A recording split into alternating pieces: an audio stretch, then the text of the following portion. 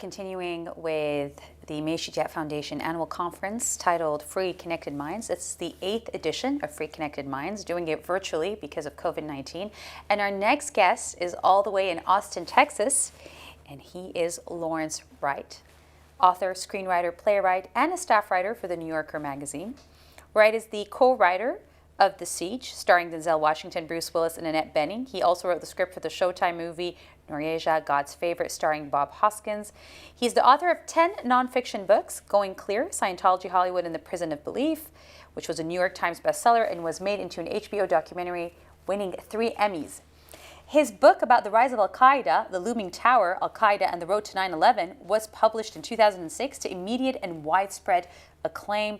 It won many awards, including the Pulitzer Prize for General Nonfiction. It has been published in 25 languages, and it was made into a series for Hulu in 2018, starring Jeff Daniels, Alec Baldwin, and Tahar Rahim. I mean, wow, Lawrence, you read all this. It's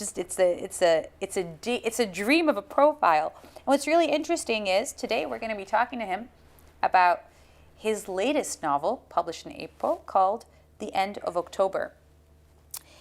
And this is what's a little bit eerie about all this, is that according to Kirkus Reviews, it features accounts of past plagues and pandemics, descriptions of pathogens and how they work, and dark notes about global warming. It's a disturbing, eerily timed novel, especially considering everything we're living now with COVID-19. Lawrence, welcome to the YChats Foundation, Free Connected Minds. How are you?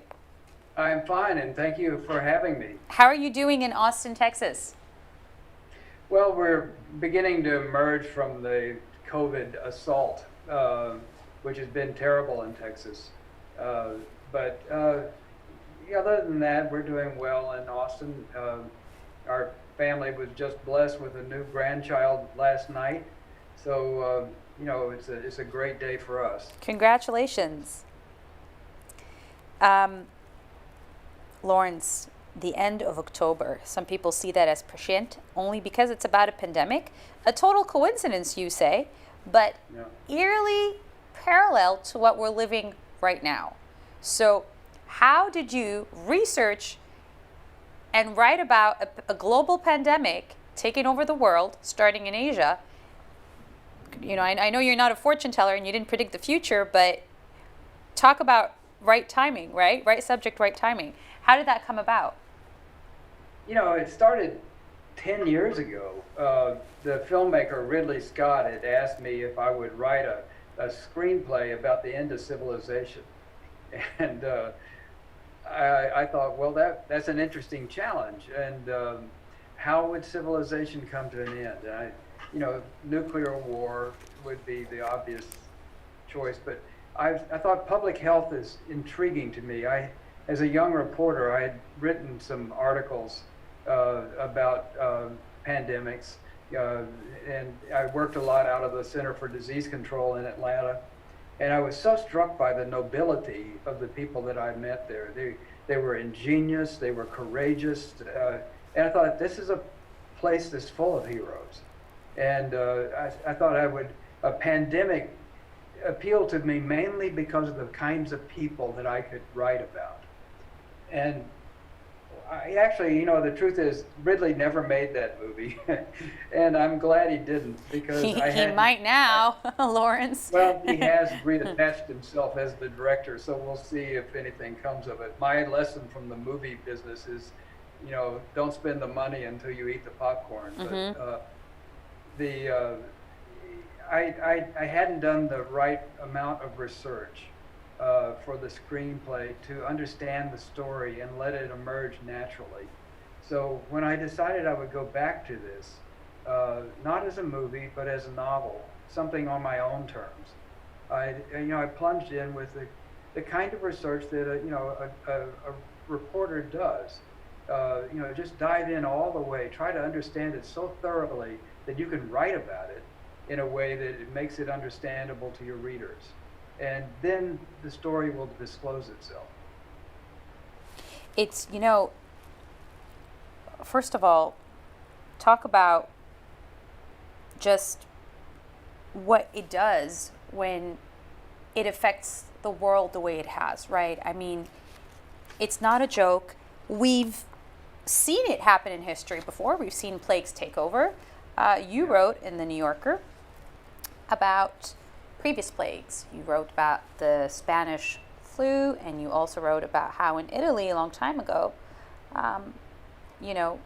the plague started there and affected people in different ways. And I'm going to quote here because I thought it was very interesting.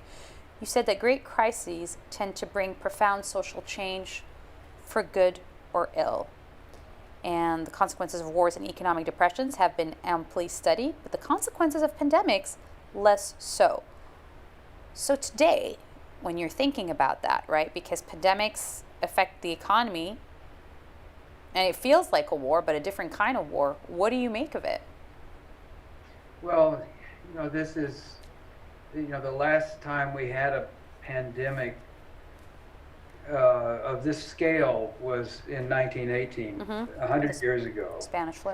And it's ironic, honestly, when I was researching this, I would go to my sources and ask them, if we had something like the 1918 flu in today's world, would we be any better prepared than our ancestors?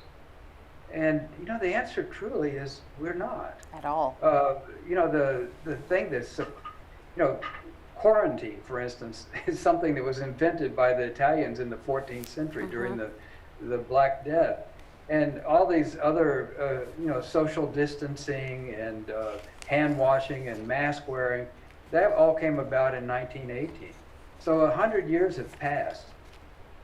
And really the same things they were doing then we're doing now to fend off. Now we know a lot more. Our science is way ahead. I mean, in 1918, they didn't even know what a virus was. But that hasn't so far made the difference in trying to conquer this disease. It's interesting because speaking of the Black Death, just for our viewers, I like that you mentioned that quarantine comes from the word 40 giorni, which is what ships arriving in the Venetian vassal state of Ragusa, present-day Dubrovnik, were required to sit at anchor for 40 days, and that's where the term comes from. I thought that was interesting. You go on to say, and there are a lot of different trends that come together, sometimes for the better of society, right? Sometimes these pandemics can reshape the ties, either break them or make them stronger or completely shift them to something different. What do you see happening in today's world? Can you comment on that? Yeah, I mean, we're at a crossroads. And, in that article you reference, I compare a pandemic to an X-ray. It allows you to look inside your society and see all the broken places. And you have the opportunity to mend them, and we might take that opportunity. I'm speaking just of the United States, when we've been faced with challenges like 1918, the flu was essentially forgotten. Nobody wrote about it. Nobody, a few people wrote about it, but it was essentially buried in our consciousness, and little came out of it. The World War, America became the most powerful economic force in the history of the world. The Great Depression, we completely rebuilt our society during it and made it a fairer and more compassionate country. But then during, after 9/11, we invaded Iraq and tortured people in Guantanamo. So sometimes you have disasters bring you opportunities that you can accept or decline, and in that case, your culture takes a different path. And I think it's too early to tell, at least from the point of view of the United States, which direction we will head in.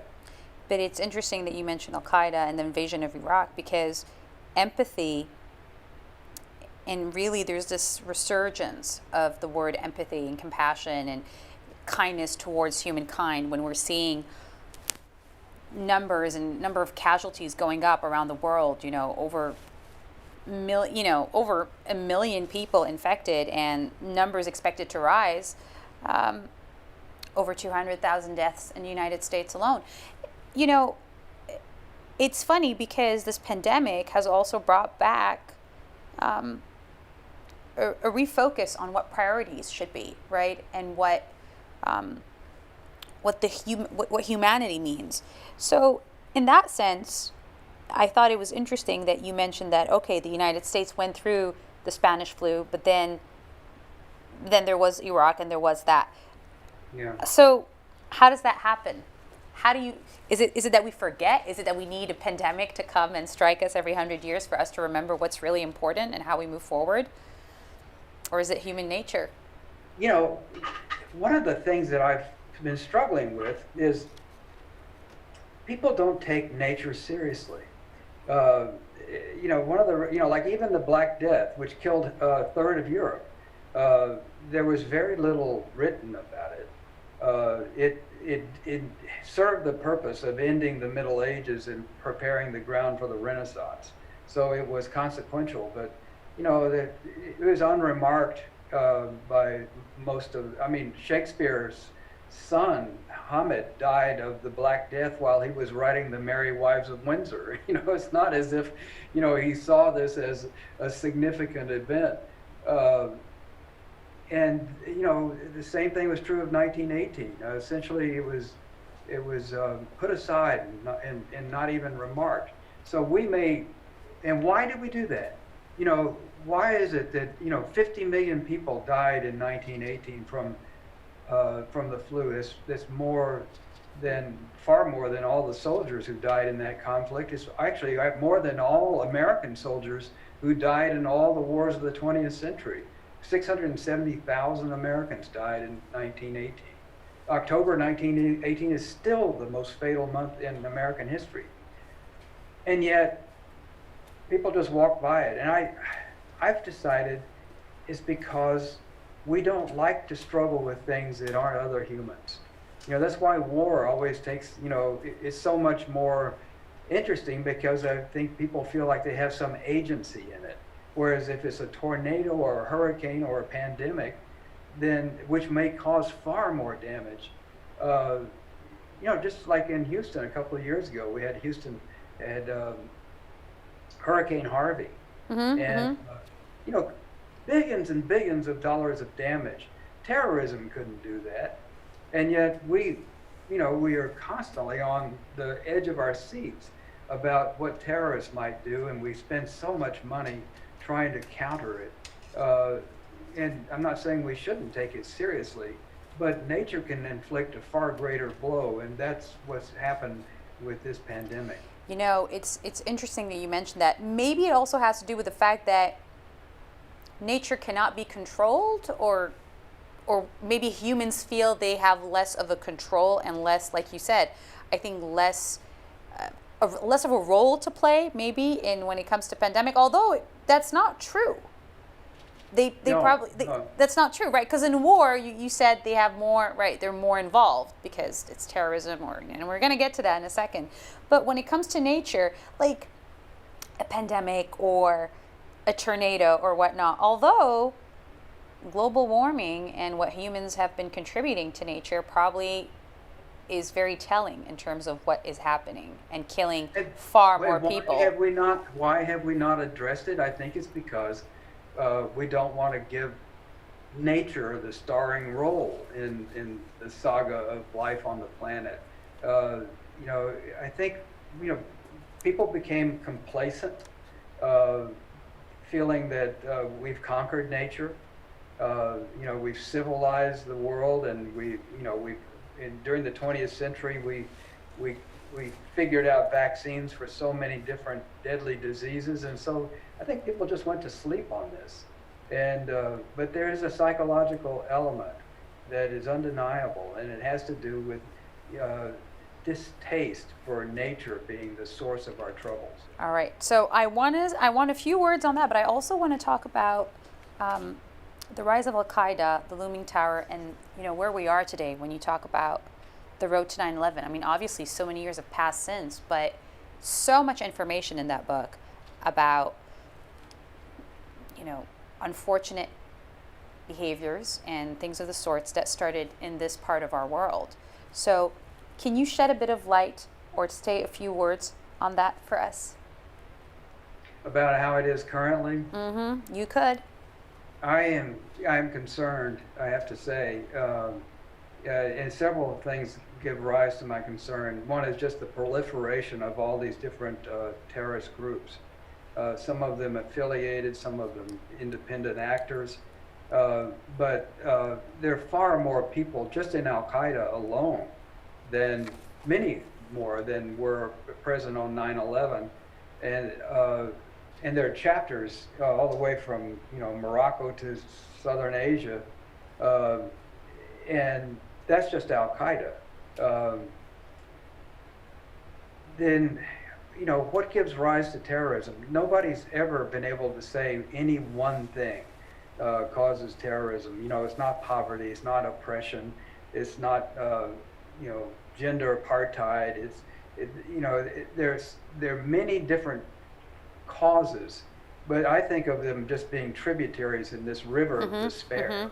And I think that's what really gives rise to terrorism. And how much despair there is in the world right now. If I were to point a place that concerns me most, it's the number of refugees. More refugees in the world right now than any time since World War II. And we have the highest number of refugees per capita in the world in this in this tiny little country of ours. Yeah, it's can that eventually capsize the balance of power in so many, Jordan and in Lebanon, but even so many of these children that came out of Syria, 2011, almost half, or 40%, I think was a figure I heard, of the refugees were children. And if you were a 6-year-old child in 2011, you could easily have gotten through your entire teenagehood without any schooling at all. So what's the future for that child?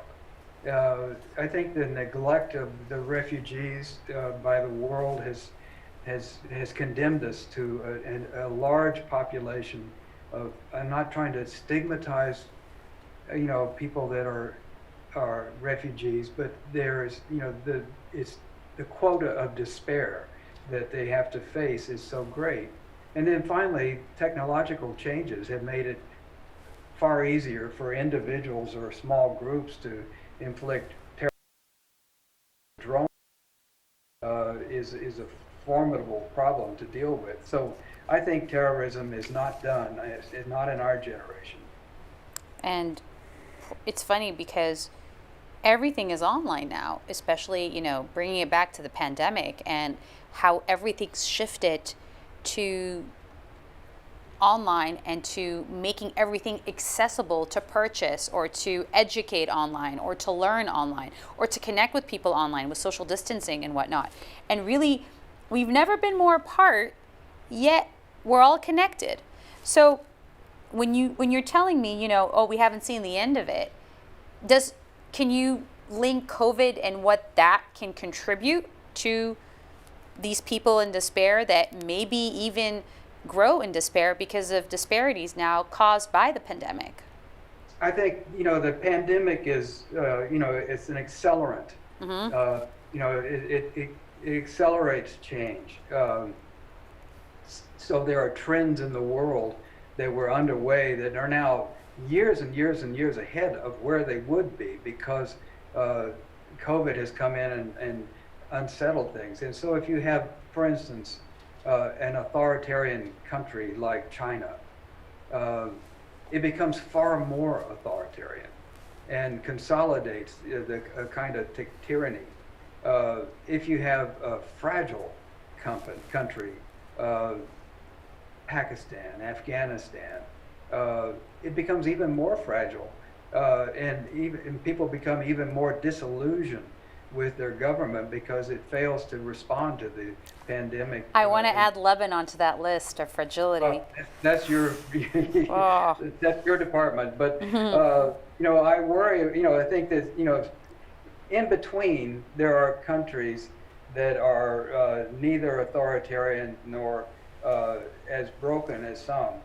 And those countries have an interesting choice to make because, you know, you can try to salvage what you had by, hanging on to the businesses and trying to prop them up, some of them that are in terrible shape, trying to keep people, at some level of income, or you can try to move on to the next thing and try to spend your resources on developing the future. It's a real quandary, but if we faced that choice in 2008 when we had our financial crisis and the automobile industry practically died. And a lot of people were saying, let it die. A new industry will arrive.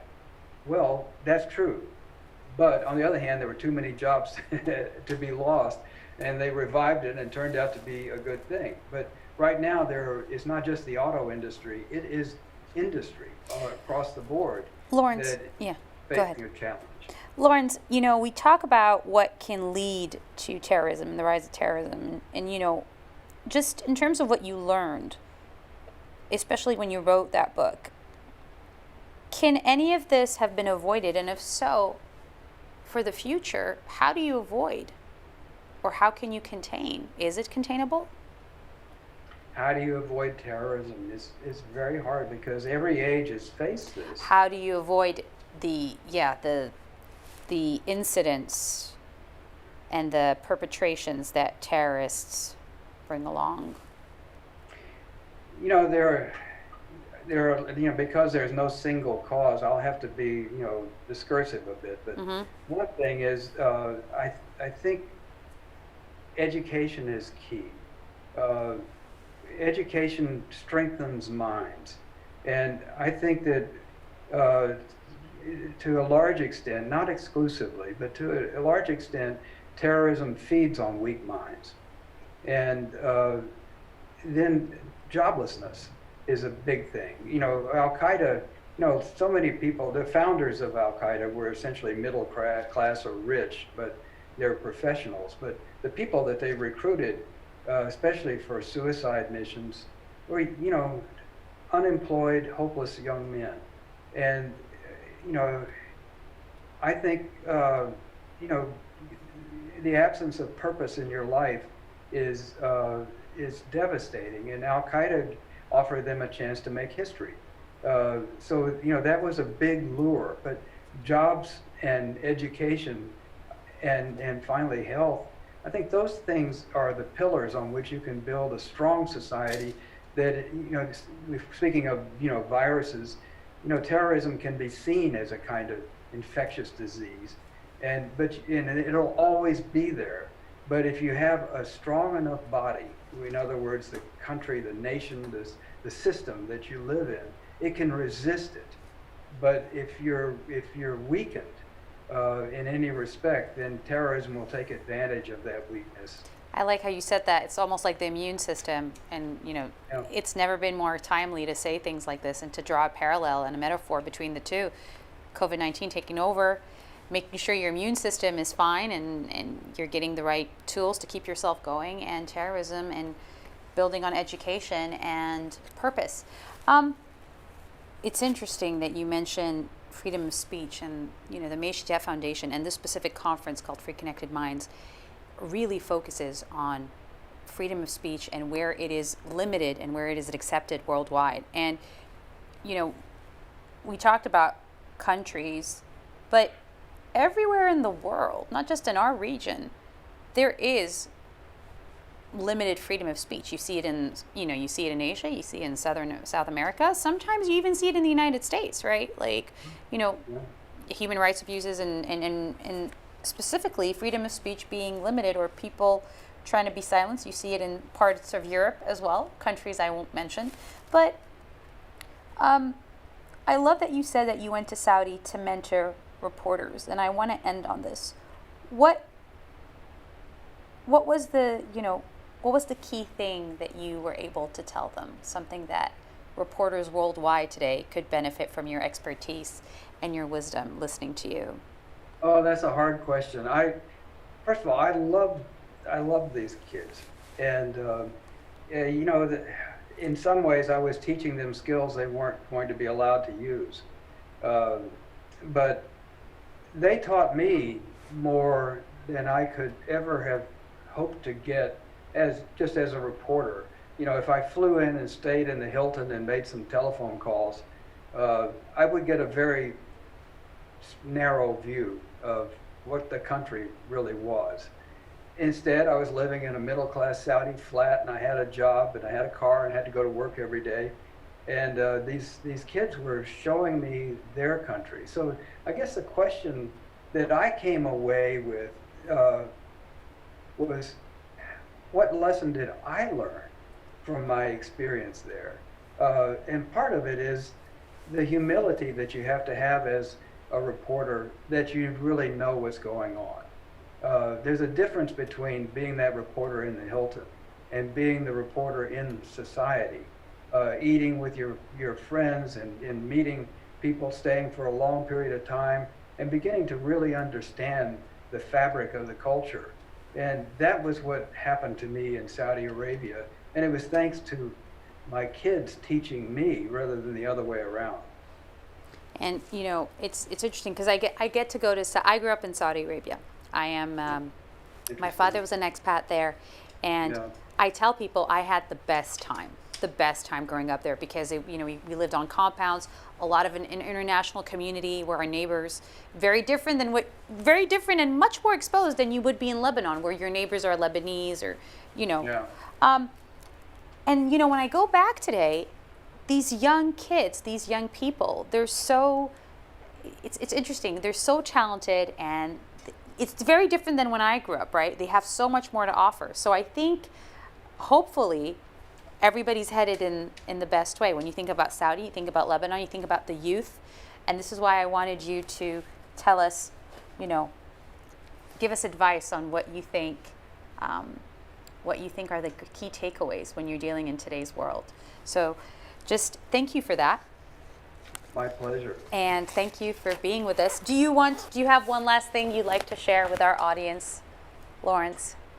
Well, I will just say I have visited Lebanon on a couple of occasions, and it's one of my favorite places. I've been dying to return. I first went to Beirut in 1971. It was a long time ago, and as I mentioned to you earlier, it reminded me of San Francisco and Paris, the best qualities of each.